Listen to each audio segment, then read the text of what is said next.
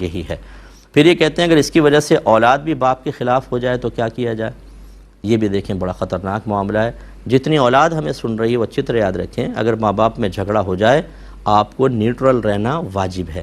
نہ تو ماں کی فیور میں باپ سے بدتمیزی کر سکتے ہیں، نہ باپ کی فیور میں ماں سے بدزبانی کر سکتے ہیں، دونوں ہی جہنم کے راستے ہیں۔ تو علماء نے فرمایا کہ ماں باپ کو چھوڑ دیں، وہ خود ہی کریں، یہ ان کا معاملہ ہے، بروز قیامت خود جواب دیں۔ اولاد کو فریق بننے کی اجازت نہیں ہے۔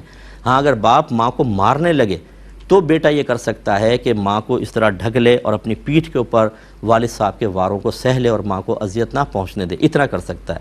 یہ نہیں کر سکتا کہ باپ کا ہاتھ پکڑ لے اور آنکھوں میں آنکھیں ڈال کے سختی سے بات کرے، یہ بھی جہنم کا راستہ ہے، یہ کر سکتے ہیں بس۔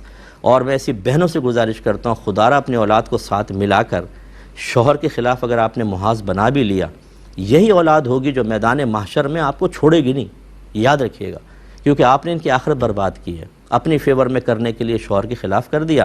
اب جب بروز قیامت اللہ تبارک و تعالیٰ آپ کی اولاد کو باپ کی نافرمانی پر جہنم کا راستہ دکھا رہا ہوگا تو ان کا مطالبہ ہوگا کہ اللہ تعالیٰ ہماری ماں سے اس کا بدلہ دلوا، کیونکہ اس نے ہمیں ابھارا تھا۔ تو یہ نہیں ہوگا کہ یہ بالغ ہیں تو پپو ہیں آزاد ہو جائیں گے، ان کو سزا تو ہے ہی ہے، ماں کی نیکیاں نکال کر بھی نام اعمال میں ڈالی جائیں گی۔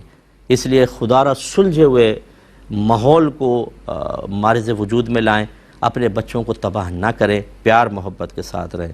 اسی طرح کہتے ہیں کہ بیوی جھوٹ بول کر اپنے بھائی بہنوں کو بھی اپنے ساتھ ملا لیتی ہے۔ تو بھائی آپ کی دردناک کہانی میں نے دیکھیں پوری بیان کر دی، از روئے وعدہ کہ میں نے وعدہ کیا تھا آپ سے، میں نے پورا کر لیا ہے۔